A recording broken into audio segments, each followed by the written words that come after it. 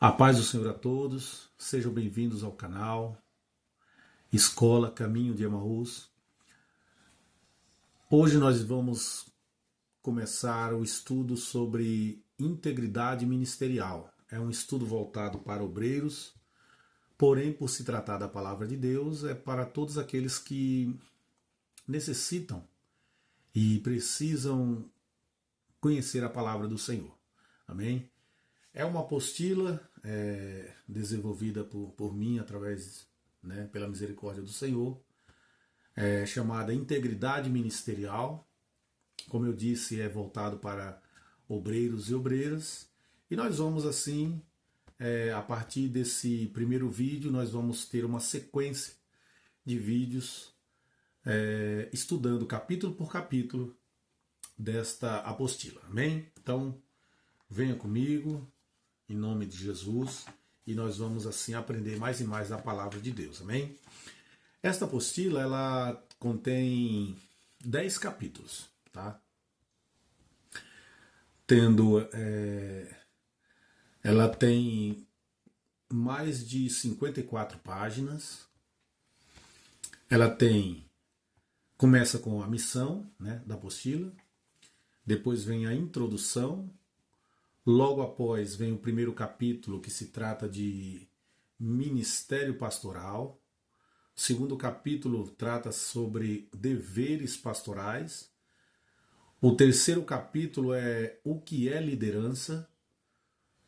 O capítulo 4, o obreiro e o dízimo. Capítulo 5, sobre a escolha dos diáconos. O sexto capítulo é exortação aos homens de Deus. Sétimo capítulo, recomendações importantes para o obreiro. O capítulo 8, o caráter do obreiro. Capítulo 9, cooperadores na prática. E o último capítulo, que é o capítulo 10, hierarquia eclesiástica e suas funções. E depois tem a conclusão. Amém? Hoje nós vamos começar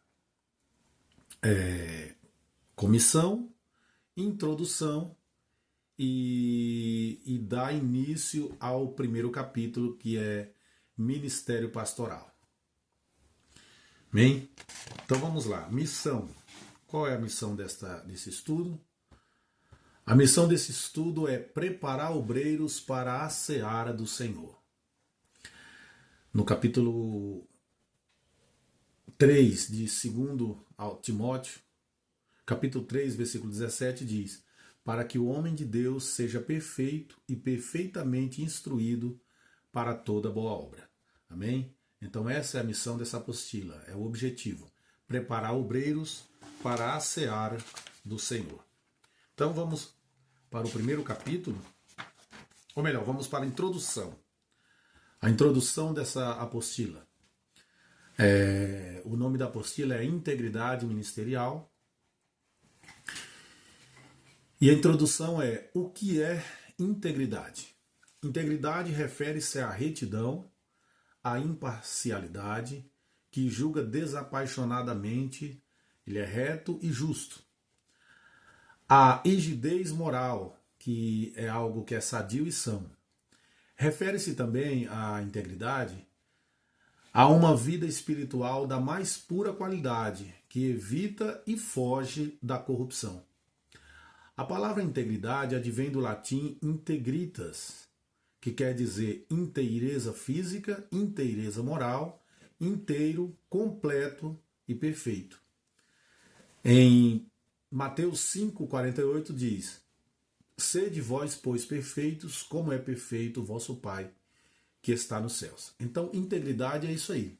É a pessoa buscar uma inteireza física, inteireza moral, é a pessoa ser inteiro, completo e também perfeito. Em Tito 2:7 nós lemos: em tudo te dá por exemplo, em boas obras, na doutrina mostra incorrupção, gravidade, sinceridade, isto é, sem mistura, sem malícia, puro, sem intenção de enganar, franco, leal, verdadeiro, autêntico, sem disfarce e de boa fé. A integridade envolve a honestidade, é uma pessoa que possui honestidade, é uma pessoa que contém honra, é uma pessoa honrosa. Possui também dignidade, probidade, decência, pureza. É o exemplo de 2 Coríntios 8:21. Pois zelamos do que é honroso, não só diante do Senhor, mas também diante dos homens. Amém? Então tá aí a introdução. Ainda sobre a introdução, nós vemos aqui as consequências da falta da integridade. Tá? Então aqui eu listei 5 consequências da falta de integridade. A ausência de integridade no ministério podem trazer consequências devastadoras para a igreja e para o testemunho cristão. Tá, vamos lá. Primeira consequência, a perda de confiança. Uma pessoa que não tem integridade ministerial, a primeira coisa que aquela pessoa perde é a perda de confiança. Líderes que agem de forma desonesta ou hipócrita comprometem a credibilidade diante de suas congregações. Segunda consequência, o impacto no testemunho cristão. A primeira consequência é a perda de confiança. A segunda é o impacto no testemunho cristão. Escândalos envolvendo líderes espirituais prejudicam a imagem da igreja e dificultam o avanço do evangelho. Então a falta de integridade do ministério, do ministro, não só afeta contra ele próprio, mas também afeta o avanço do evangelho. Né?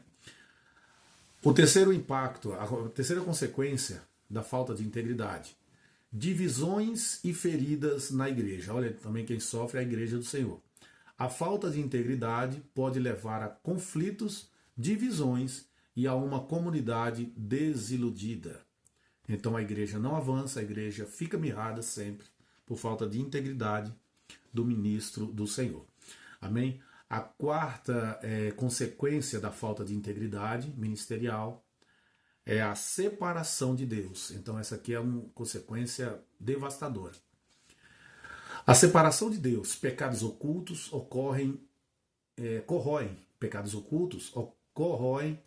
a comunhão do líder com Deus. Aquela comunhão é corroída entre o líder e Deus, afastando-o de sua vontade. É o que está em Isaías 59, né? Capítulo 59, versículo 2. Que o pecado é o que faz divisão entre nós e o nosso Deus. E a quinta consequência sobre a falta de integridade são os efeitos duradouros. A ausência da integridade pode deixar marcas permanentes, prejudicando a geração atual e futura. Amém? Assim, a integridade não é apenas uma virtude desejável, mas uma necessidade indispensável para a liderança cristã.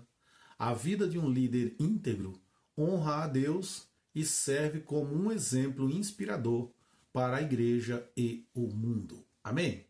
Então tá aí aqui é a introdução, né, dessa apostila. Eu desejo aqui uma boa leitura, né? E vamos para o primeiro capítulo, que se chama Ministério Pastoral. Nesse Ministério Pastoral nós vamos estudar alguns princípios. Vamos começar com um princípio básico, né? Vamos começar com o princípio básico. Depois nós vamos entrar nas qualificações do ministério. E depois nós vamos ver, depois das qualificações do ministério, algumas qualificações, nós vamos adentrar já no segundo capítulo. Vamos ver até onde dá tempo a gente explorar esse primeiro capítulo, porque eu vou lendo a apostila e vou explicando e também trazendo todas as referências bíblicas para o nosso alimento e para o nosso conhecimento espiritual. Amém? Então, o primeiro capítulo é Ministério Pastoral, princípios básicos. O pastor deve estar consciente de que o seu ministério é uma vocação divina e que o alcançou não por seus próprios méritos, mas através da convicção da sua chamada por Deus. Então, a primeira coisa que o pastor ele tem que ter em mente é que o seu chamado ele não é pelos seus próprios méritos, não é pela sua própria capacidade. Na verdade, o chamado de um pastor é mérito unicamente divino. Ele tem que ter em mente que Deus foi o que escolheu e que o chamou e que capacitou. Em Efésios 3,7 diz: qual fui feito ministro pelo dom da graça de Deus, que me foi dado segundo a operação do seu poder. Em Hebreus 5,4 diz: e ninguém toma para si esta honra, senão o que é chamado por Deus, como Arão. Ele dá o exemplo do sacerdote Arão, o primeiro sacerdote, o primeiro sumo sacerdote Arão. Ele dá o exemplo que quem o escolheu foi Deus, assim como Deus escolheu a todos os pastores e ministros do Evangelho. Em 2 Coríntios capítulo 3, versículos 5 e 6 diz: não que sejamos capazes por nós de pensar alguma coisa, como de nós mesmos, mas a nossa capacidade vem de Deus, o qual nos fez também capazes de ser ministros de um novo testamento, não da letra, mas do Espírito, porque a letra mata e o Espírito vivifica. Então nós temos a capacidade de Deus, que vem de Deus, o qual também nos fez capazes de ser ministros de um novo testamento. Então, todos os pastores ele tem que ter primeiramente em mente o seu chamado, que o seu chamado vem única e exclusivamente de Deus. Amém? Vamos lá, continuando aqui nos princípios básicos. Outro sim, em Gálatas 1, versículo 15 diz: mas quando aprouve a Deus, que desde o ventre da minha mãe me separou e me chamou pela sua graça. Veja que o apóstolo Paulo, ele tem consciência que o seu chamado e o seu ministério veio de Deus e que vem mais ainda, que Deus não o escolheu quando ele já era adulto, não. Deus ele tinha consciência de que a escolha de Deus por ele ao ministério vinha desde o ventre da mãe dele, de Paulo. Então todos nós temos em mente, né? Temos em mente que a nossa capacidade ela vem de Deus. 1 Timóteo 1,15, versículo 12, né? Diz: e dou graças ao que me tem confortado, a Cristo Jesus nosso Senhor, porque me teve por fiel, pondo-me no ministério. E aí ele acrescenta ainda em Filipenses capítulo 1, versículo 1 diz: Paulo e Timóteo, servos de Jesus Cristo, a todos os santos em Cristo Jesus, que estão em Filipos, com os bispos e diáconos. Amém? O pastor, apesar da posição elevada que ele exerce, deve sempre lembrar de que está na condição de servo do Senhor Jesus Cristo. Tá? A posição de pastor não o coloca como superior, né? Algo superior, alguém superior aos demais do ministério. Não. Eclesiasticamente, o pastor ele é a autoridade ali na igreja. Porém, na presença de Deus, ele também tem que se considerar como servo do Senhor. Paulo e Timóteo, servo de Jesus Cristo. Ou seja, Timóteo não era pastor ainda, né? Ele era cooperador de Paulo. Porém, ele se comparou a Timóteo como os dois sendo servos do Senhor. Paulo e Timóteo, servos de Jesus Cristo, a todos os santos em Cristo Jesus, que estão em Filipos, com os bispos e diáconos. Outro sim, o pastor, como mordomo do seu tempo, deve administrá-lo exercendo pleno domínio sobre o seu uso e com denodada sabedoria. Tá? Ao pastor foi dado a dádiva de ser mordomo do seu próprio tempo. O que quer dizer isso? Nós temos que nos valorizar o tempo que nós temos para avanço do reino de Deus. De uma ou de outra forma, o que nós fazemos com o nosso tempo tem que glorificar a Deus. Amém? É o que está escrito lá em Lucas 12, do 42 ao 44. E disse o Senhor, isso aqui é Jesus falando: qual é, pois, o mordomo fiel e prudente, a quem o Senhor pôs sobre os seus servos para lhes dar há tempo a ração? Bem-aventurado aquele servo a quem o seu senhor, quando vier, achar fazendo assim. Em verdade vos digo que sobre todos os seus bens o porá. Então, quando nós administramos bem o nosso tempo para a glória de Deus, nós seremos recompensados por quem? Pelo próprio Senhor Jesus. Amém? Paulo, ele relata sobre esse assunto em Efésios 5, do 15 ao 17. Portanto, vede prudentemente como andais, não como nécios, mas como sábios, remindo o tempo, porque os dias são maus. Por isso, não sejais insensatos, mas entendei qual seja a vontade do Senhor. Tá vendo? Então, Deus nos deu tempo. Uns têm menos tempo, outros têm mais tempo. Porém, todos nós temos que administrar o tempo que nos é devido para a edificação da obra do Senhor e uns dos outros. Amém? Como o único que deve manchar o seu próprio caráter, o pastor deve garantir a sua conduta, a melhor reputação possível no ministério pastoral. Veja bem, o pastor, ele é o único que pode manchar o seu ministério. Ele nunca pode culpar, assim como Adão culpou a terceiros a sua falha em obedecer a Deus. O pastor nunca pode fazer isso, porque ele é o único que pode manchar o seu ministério. Satanás, ele pode manchar o ministério do pastor, mas só se achar brecha.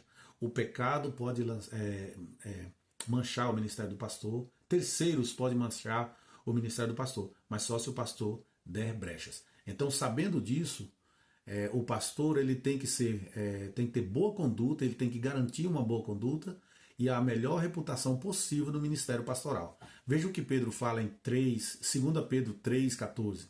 Por isso, amados, aguardando estas coisas, procurai que deles sejais achados imaculados e irrepreensíveis em paz. Tá?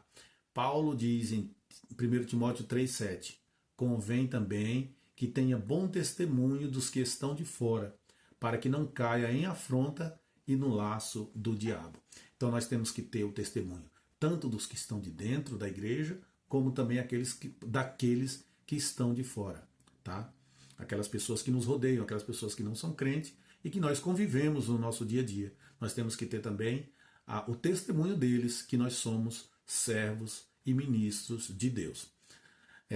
Em Colossenses 1,22 diz, no corpo da sua carne, pela morte, para perante ele vos apresentar santos e irrepreensíveis e inculpáveis. Tá? E Paulo ainda acrescenta em Filipenses 2,15, para que sejais irrepreensíveis e sinceros, filhos de Deus inculpáveis, no meio de uma geração corrompida e perversa, entre a qual resplandeceis como astros no mundo. Tá? Então nós temos que ter esse cuidado de não manchar o nosso ministério e nem também deixar que a nossa reputação, o nosso caráter, seja julgado desfavoravelmente, tanto pelos que estão de dentro, como também os que estão de fora. Nós temos que ser irrepreensíveis perante Deus e perante os homens. Tá? Vamos lá. Por ser uma atividade pastoral estritamente de cunho espiritual, sua mensuração deve ser qualitativa. O que quer dizer isso? A atividade pastoral ela é estritamente espiritual, né? Nós não temos uma profissão de ser pastor, não. Não é uma profissão, é uma vocação de ser pastor. Então, por ser uma atividade totalmente espiritual, nós temos que cuidar dela tanto qualitativa como serviçal. Qualitativa como? Com qualidade. Nós temos que exercer o ministério pastoral com estudo, com aconselhamento, com administração e com planejamento. Tá? Nós temos que ter estudo da palavra e de bons livros, nós temos que também que ter o fator aconselhamento, que quer dizer, nós temos que ter em potencial um pastor, ele tem em mente, né, o aconselhamento. Ele potencialmente ele é um aconselhador, né? O pastor ele tem que estar sempre apto para aconselhar aqueles que vêm pedir, né, conselhos e direção. A administração e o planejamento também tem que ser tanto na área familiar, na área profissional, também na área espiritual. Tá? Então tem que ser qualitativa e também tem que ser serviçal. Como serviçal? Nunca voltada para o lucro financeiro. Ou seja, serviçal é servir uns aos outros, não voltado para o lucro, voltado para o enriquecimento e nem para o dinheiro. Vejam que em João Jesus fala, João 6,27, trabalhai não pela comida que perece, mas pela comida que permanece para a vida eterna, a qual o Filho do Homem vos dará, porque a este o Pai, Deus, o selou. Então, o conselho que Jesus nos dá é: trabalhai não pela comida que perece, ou seja, exerça o seu ministério não pela comida, não por dinheiro, não por recompensas, não. Trabalhai pela comida que permanece para a vida eterna, ou seja, será o nosso galardão, será a nossa recompensa naquele grande dia.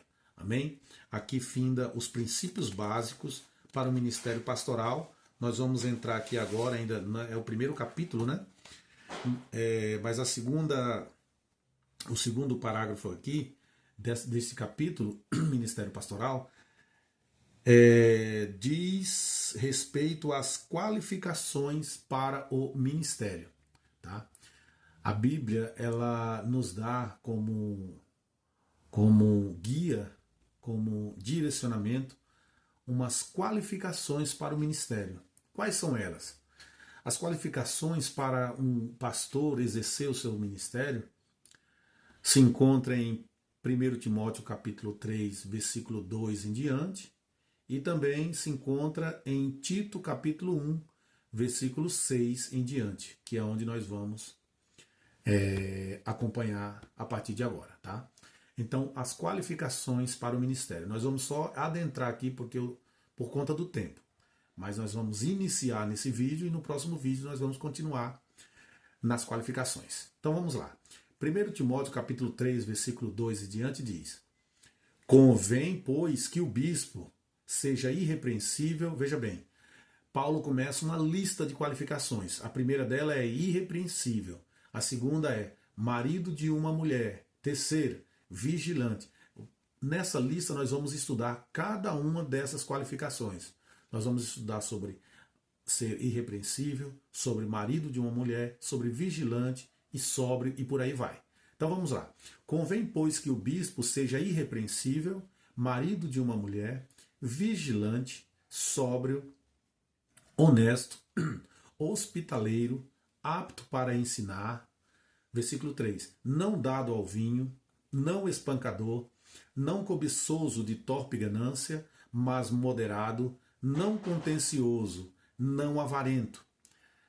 Versículo 6. Não neófito, para que, ensoberbecendo-se, não caia na condenação do diabo. Versículo 7. Convém também que tenha bom testemunho dos que estão de fora, para que não caia em afronta e no laço do diabo. Tá? Então essas são as qualificações que Paulo ensina em 1 Timóteo capítulo 3. E as mesmas qualificações, algumas diferenças, algumas qualificações a mais, ele acrescenta em Tito capítulo 1, versículo 6 em diante. Note que quase que as mesmas que estão em 1 Timóteo capítulo 3 são as mesmas que estão em Tito capítulo 1. Então vamos lá, Tito capítulo 1, versículo 6 diz: aquele que for irrepreensível, marido de uma mulher, que tenha filhos fiéis, que não possam ser acusados de dissolução, nem são desobedientes, porque convém que o bispo seja irrepreensível, como despenseiro da casa de Deus, não soberbo, nem iracundo, nem dado ao vinho, nem espancador, nem cobiçoso de torpe ganância, mas dado à hospitalidade, amigo do bem, moderado, justo, santo e temperante. Tá? Então são essas as qualificações que nós vamos estudar. São muitas outras. Mas nós vamos ter por base essas duas passagens bíblicas para nós termos assim basicamente a ideia, né, de o que Deus espera para o ministro. Tá bom? Amém? Então, vamos lá. A primeira qualificação que Deus ele requer do ministro é ser irrepreensível. Nós vamos estudar o significado de cada palavra, tá bom? Por exemplo, irrepreensível é a primeira qualificação exigida por Deus ao ministério. Então, o que quer dizer irrepreensível? Irrepreensível significa sem mancha, sem culpa. Dessa forma, o obreiro não pode ser aquela pessoa apanhada em falta ou escândalo. Veja que o ministério é coisa séria, né? Então, a pessoa, para ser irrepreensível, ele tem que ser sem mancha e nem culpa, e sem culpa, né? Alguém culpado de delitos, de pecados ocultos, tudo isso. Como disse aqui, dessa forma, o obreiro, o pastor, não pode ser aquela pessoa apanhada em alguma falta, nem muito menos em algum escândalo, tá bom? Segunda qualificação é marido de uma só mulher. Vamos lá, o que quer dizer isso? Indica que o que está em condição de líder não pode ser culpado de poligamia, o que é contrário ao ideal cristão do casamento monógamo. Aplica-se também ao concubinato, que é uma forma disfarçada da poligamia. Ser marido de uma só mulher não dá direito ao homem de Deus de divorciar-se por qualquer motivo e contrair novas núpcias, permanecendo na condenação de líder, na condição de líder. Certo é que, morrendo a esposa ou o esposo, o casamento é anulado completamente, segundo 1 Coríntios capítulo 7, versículo 39. E se vier a casar-se novamente, não peca. A recomendação de Paulo é: venerado seja entre todos o matrimônio, o leito sem mácula, porém aos que se dão à prostituição e aos adúlteros, Deus os julgará. Isso está escrito em Hebreus 13, versículo 4. Então, o fato do homem, no Antigo Testamento, os homens de Deus, no Antigo Testamento, eles terem tanto mais de uma mulher, como exercer a prática do concubinato, ou seja, ter concubina, que era era um ato disfarçado de ter mais de uma esposa, isso não quer dizer que Deus se agradava. Portanto, Deus os julgava e Deus cobrava deles, né? Muitas cobranças dos homens de Deus naquela época era justamente por causa dessa prática imoral que sempre desagradou e desagradará, sempre desagradará a Deus. Portanto, ao ministro, ao aspirante de ser ministro de Deus, de ser pastor, de ser obreiro da casa do Senhor, qualquer servo de Deus, ele tem que ter um casamento monogâmico, ou seja, um homem com a sua esposa, uma esposa com o seu marido. Tá bom? Amém? Essa é a segunda qualificação que Deus exige do homem de Deus para exercer o ministério pastoral. Amém? Nós vamos ficar por aqui com esse vídeo, tá bom? Próximo vídeo nós vamos continuar como o homem ser prudente, depois vigilante, depois temperante, o homem de Deus para qualificação também ser sóbrio e por aí vai, modesto, obreiro, hospitaleiro, tá bom? Então tudo isso no próximo vídeo nós vamos continuar em nome de Jesus. Até o próximo vídeo, Deus abençoe a todos, espero que esse primeiro vídeo tenha contribuído para o seu conhecimento, né? E nós vamos continuar nessa jornada dessa apostila, estudo chamado Integridade Ministerial. Deus abençoe a todos.